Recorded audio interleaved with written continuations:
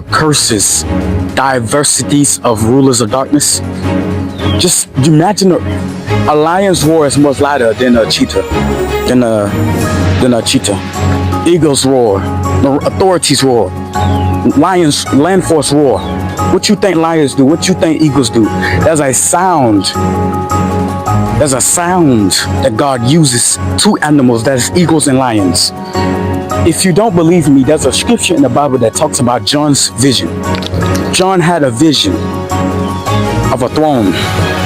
They had a buffalo, an eagle, and a man and a lion beside of it. A buffalo, an eagle, and a man and a lion. These two creatures was literally used for the power of God, of sound, of the spirit. Buffalo was what you think buffalo do?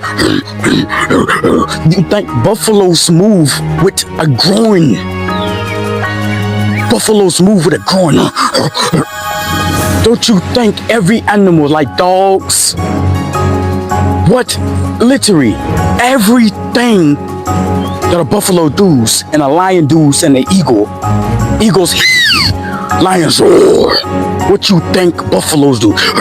There's a sound behind it. They move in the spirit of sound. Sons of God, you cannot say that God is not the true God. There's a sound that God uses. Buffalo, lion, roar, eagle. Don't you think these sounds are the number 3 sounds that curses darkness? The power of the mind is evil. The eyes are the most evil part on a man's body. The eyes it commit adultery every single day.